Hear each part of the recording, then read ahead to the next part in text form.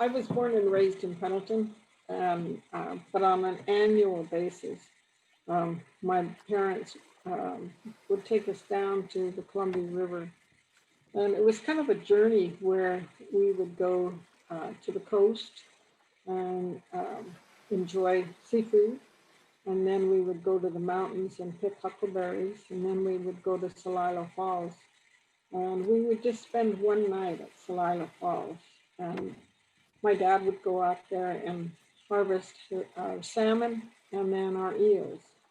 And we'd go, we had a station wagon, and that station wagon was plumb full of huckleberries and salmon and eels when we went home. And when we get home, then we would take care of all of those, the salmon and the eels and the huckleberries.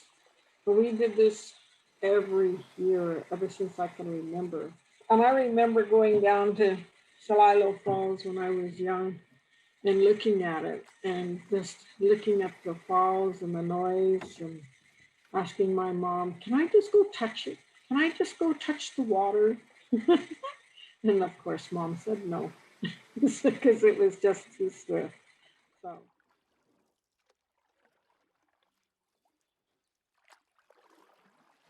Like the fish wars, people didn't support tribal treaty rights. People were objecting to tribal treaty rights.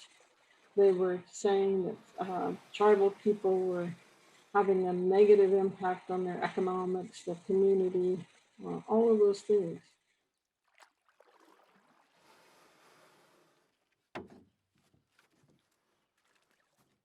For years, we were in court, in federal court, in front of Robert C. Belloni. Before the Judge Belloni decision was made, 13% of the salmon, that's all, that was coming up above Bonneville Dam. The rest were being harvested by non-Indians, and the states were wanting to close us off for conservation. And so that's why the Judge Belloni decision, U.S. v. Oregon case, how it came about, with 14 fishermen and then the 4 tribes joining in the case.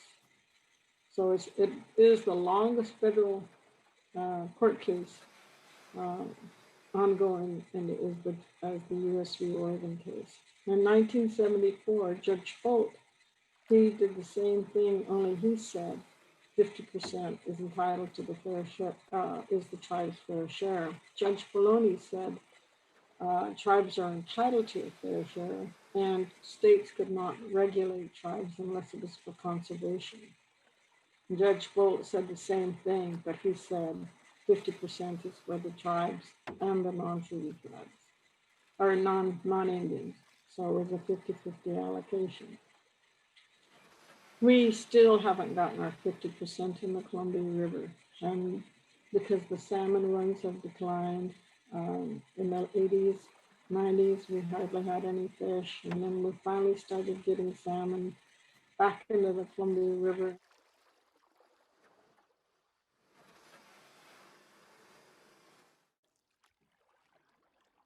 Started in 1976. I mean, Bonneville Power Administration. Don Hodel was the executive director at the time, said tribes should be at the table because the states and federal agencies were not including the tribes. And so he brought us to a meeting in September of 1976. And he said, I'd like to get you guys at the table, but at the same time, I would like to give you some money, but I don't want to give it to you individually. And so the tribes got together and said, okay, we'll form the Columbia River Intertribal Fish Commission.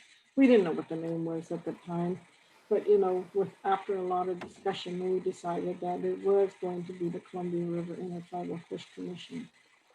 And each tribe passed a resolution saying that we would participate in the Columbia River Intertribal Fish Commission. And each of us all agreed that we were going to work together to protect our natural resources.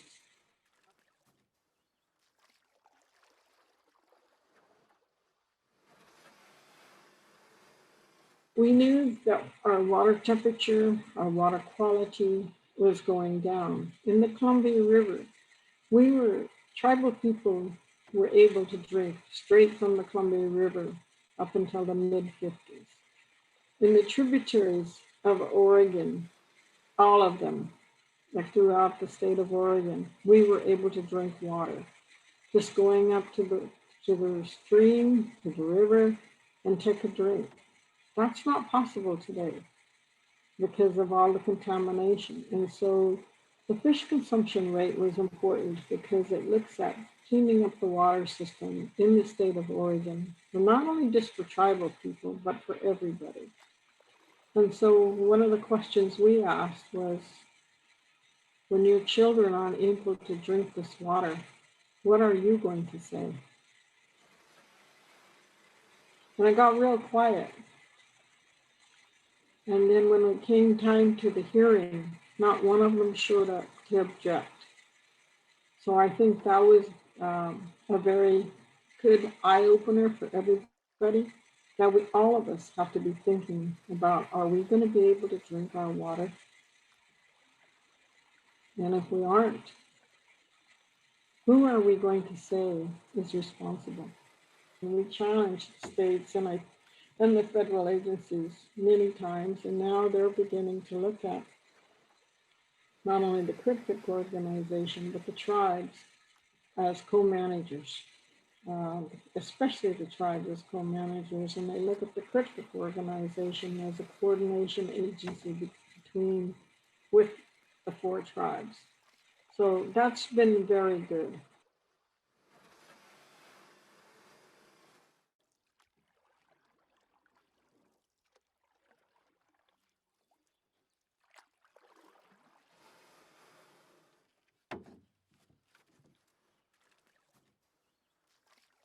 Being a woman, um, I can remember going to meetings where I was the only woman in the meetings. But it didn't bother me because by then I kind of gotten my confidence to say, I'm here to protect my children and my grandchildren and my great grandchildren. But it's not only them, it's all of our children. So I found my voice, and I know there was many times where I would be the only one speaking up, and where there was times where I would back up a person. But at the same time, I was never afraid to ask questions and ask questions for clarification, and then ask, why are you doing this? There's always questions that we need to ask. And if you don't ask the questions, then you're not sure what is next. I remember one meeting we all were at, and the 4 tribes in the states and the federal agencies, they came out and said, we have an agreement. And so we listened to the agreement. And then I asked, I'd like to see it on paper. Is it written down? And they said no. And I asked, why not? And they said, because we're giving you our word. And I just smiled at them and said, we used to believe in your word, but you guys change. Therefore, it's important that we have a written document. And so we got the written document. It was interesting that they didn't want to give it to us, and they just wanted to give us their word. And we were really glad we did get a written document, because the following year, one of the guys retired. And we had to educate the new person that this is what was agreed to. So it's always good to ask questions, always good to make sure you have the documentation. And I also let them always know that the 1855 treaty that the Cayuse, Umatilla, and Walla Walla signed is always in my back pocket, so that I will sit down as a tribal representative, work to negotiate so that we don't have to go to court, but at the same time, if we don't reach an agreement, and we'll go back to the tribe and see if we can go to court.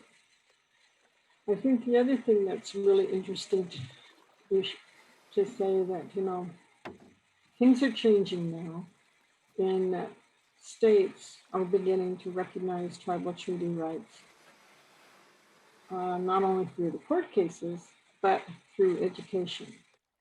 Both Oregon and Washington have passed laws that says local tribal history needs to be taught in local schools. And when we were going to the fish wars, I was become good friends with one of the Washington biologists. And he came up to me and he said, Kat, what the tribes are asking is the states to do the right thing. And he said, yes. He says, we can't do it. And I said, why? He says, because politically we'll get killed. And I said, so you guys can't stand up to do the right thing when it's the right thing? And he says, nope. And I said, I don't understand. And he says, because we're learning about tribal treaties in court. If we had learned about tribal treaties in school, it might have been a different story. So you're going to have to take us to court. So I went to our attorneys and said, we got to take them to court. We went to court. We won. They had to do the right thing. So standing up to do the right thing is not always easy. It's not popular or always popular either.